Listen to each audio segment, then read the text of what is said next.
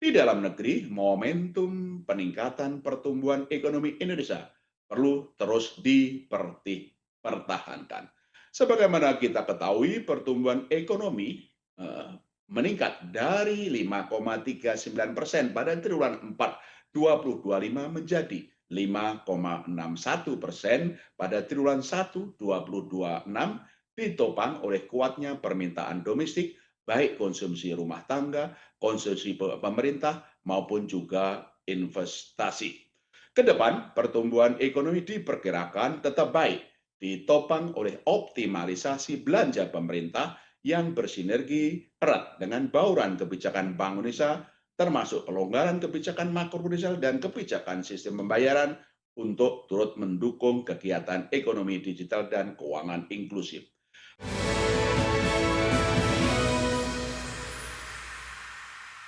Terima kasih Anda masih bergabung sama kami. Pemirsa, sebelum saya lanjutkan perbincangan bersama Pak Arya, kita akan simak terlebih dahulu pergerakan dari IHSG di pembukaan perdagangan sesi 1 hari ini. Sejauh ini IHSG bergerak melemah 0,32% di level 6.350,534. Dan 5 saham yang masuk ke dalam top gainers diantaranya adalah ASPR, Telkom, LCKM, Zata, dan juga Pipa. Kemudian 5 top losers ada Bumi, Indi, Antam, WBSA, dan juga Dewa.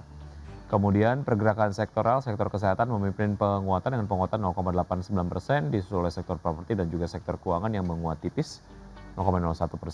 Sementara itu sektor transportasi yang melemah signifikan 3,45%, disusul oleh basic industries dan juga energi. Dan berikutnya adalah kita akan simak pembukaan dari bursa-bursa utama Asia di pagi hari ini. Dapat juga Anda saksikan di layar televisi untuk bursa-bursa utama Asia dibuka melemah kecuali untuk Hang Seng ya. Kita ke Nikkei terlebih dahulu yang melemah 1,14% di level 59.849.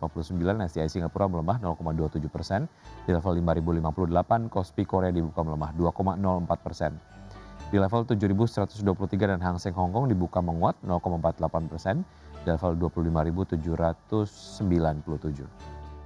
Berikutnya saham-saham pilihan pagi hari ini dari Pak Arya. Pemirsa, ada ULTJ atau Ultra Jaya dengan support di 1530, resistance di 1700.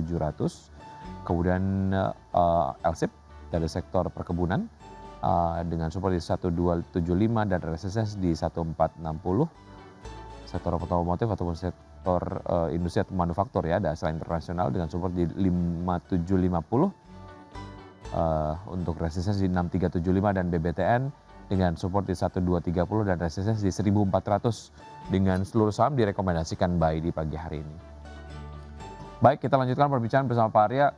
Sebelum kita membahas saham-saham pilihan dari Anda Pak Arya, saya ingin membahas Ya, mengenai saham-saham berkapitalisasi besar yang kompak turun pada perdagangan di hari Selasa, ada BBCA, DCI, kemudian juga BBRI dan juga Brand. Apakah ini sebetulnya menjadi bukti ataupun mungkin konfirmasi dari aksi net sell investor asing yang kemudian nampaknya akan berlanjut dan tadi mengerucut ke apa yang Anda tadi sampaikan mengenai possibility IHSG masih akan berjalan tertekan dalam waktu dekat ini. Seperti apa Pak Arya?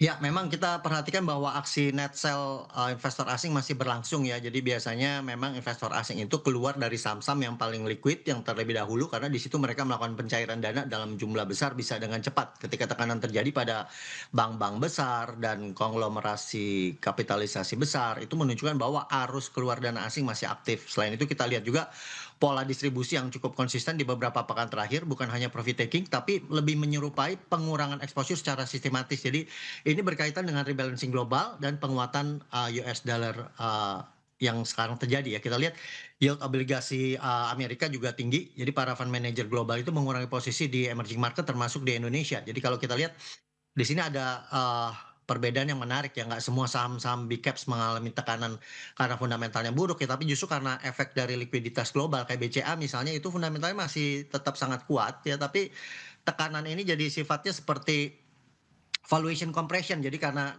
ada penghindaran resiko dibandingkan kerusakan fundamental bisnis. Jadi sebenarnya ini kesempatan baik juga dalam jangka panjang saham-saham big caps ya yang berkualitas itu jadi eee, saham-saham yang pertama kali pulih ketika arus dana asing kembali masuk ke Indonesia. Oke, kalau dilihat dari harga terakhir yang kemudian dilihat dari saham-saham big caps tadi, kalau misalnya kalau kita ambil BBCA gitu, melihat Ya. berbagai macam indikatornya secara harga wajar tuh di level berapa dan sejauh mana harga terakhir ini kemudian menjadi satu harga yang menarik sekali karena sudah terdiskon besar gitu? Ya, BBCA selalu premium sebenarnya kalau secara valuasi ya, bahkan, Mmm. sampai sekarang juga boleh dikatakan memang tidak murah juga ya, tetapi, Mmm. dari, sekian lama period gitu dia misalnya kalau kita lihat berapa kali dari book value sekarang relatif sudah menjadi cukup murah. Strategi terbaik memang kita agak sulit untuk bisa mendapatkan, harga paling rendah ya. Jadi, strateginya adalah cicil beli ya, bagi mereka yang memang, ingin melakukan investasi jangka panjang pada saat pelemahan-pelemahan seperti ini merupakan suatu kesempatan untuk bisa mendapatkan harga lebih baik dibandingkan pada saat kondisi normal.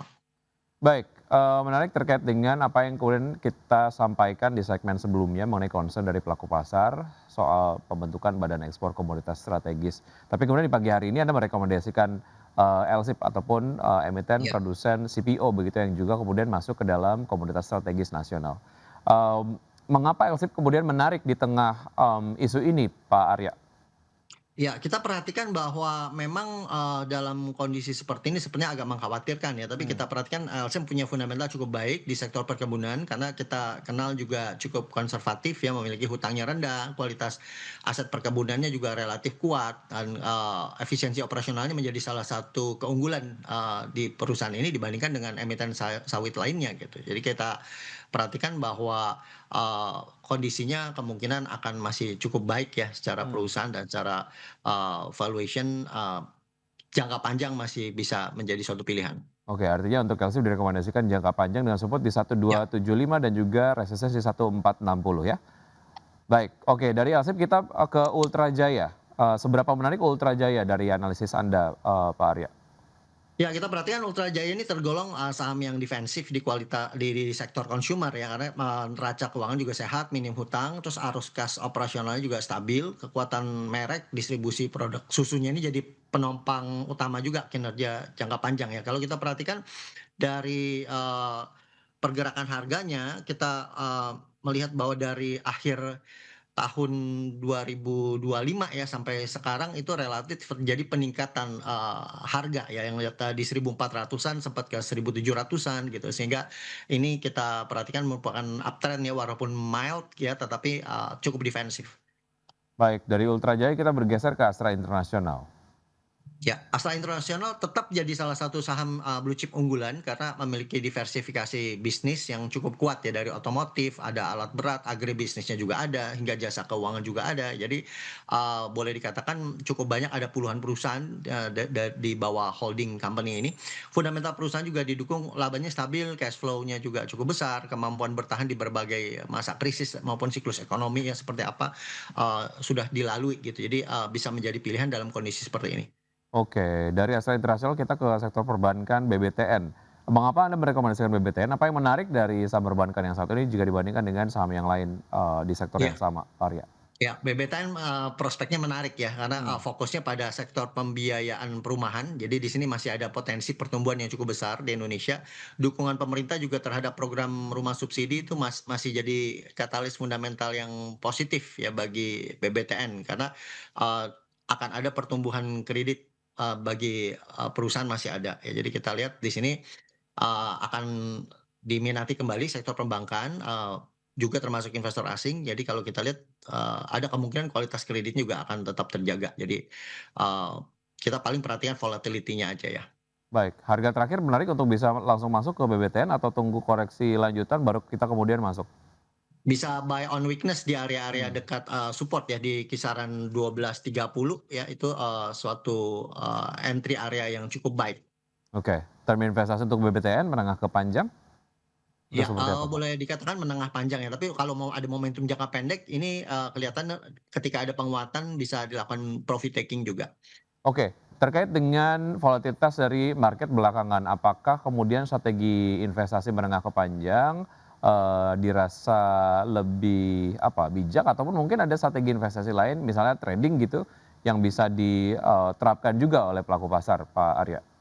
Ya, untuk, para trader jangka pendek tentunya dari tekanan, kondisi seperti ini itu, cukup perlu diperhatikan strategi money management-nya ya. Jadi, Mmm. boleh dikatakan tidak perlu terlalu agresif, kemudian dilakukan cicil beli ketika terjadi rebound dengan, eee position sizing pyramiding ya itu akan menjadi suatu strategi yang lebih baik untuk trader jangka pendek ya. Tetapi bagi untuk yang investasi jangka menengah panjang ini kesempatan yang sangat baik untuk melakukan akumulasi beli sehingga ketika nanti kembali dalam kondisi normal itu sudah sangat mudah ya untuk Baik. kemudian terjadi floating profitnya.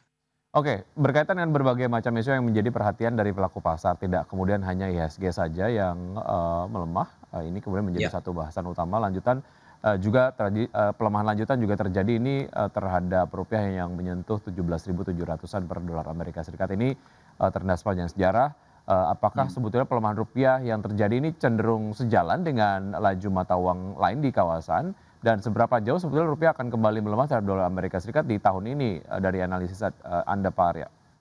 Ya pelemahan rupiah memang sebagian sejalan dengan mata uang emerging market lainnya, tapi Ya, depresiasi rupiah ini kali ini terlihat lebih agresif ya dibandingkan beberapa negara di kawasan kita ya.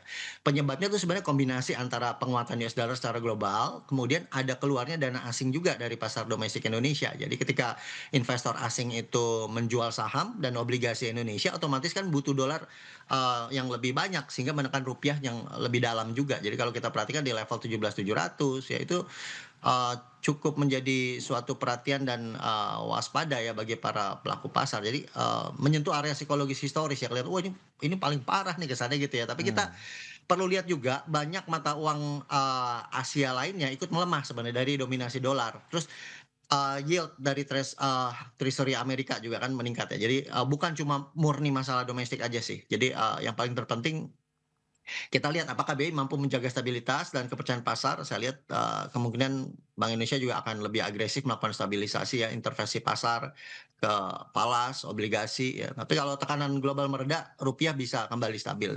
Kita oke, lihat nanti bagaimana Fed mempertahankan suku bunga tingginya atau tidak ya. Nanti kalau memang dipertahankan suku bunga tinggi, mungkin capital outflow masih berlanjut. Tapi saya perhatikan rupiah juga berpotensi bergerak ke area yang lebih lemah ya sebelum menemukan equilibrium yang baru ya. Tapi ya, baik. pasar masih bisa Ya. menerima rupiah melemah, tapi biasanya kalau volatilitasnya dalam waktu singkat, meningkat secara cepat itu yang market tidak suka. Baik, singkat mengenai IHSG di hari ini tadi kita lihat di pembukaan perdagangan sesi 1 masih kemudian melemah, Ya, seperti apa Pak Arya?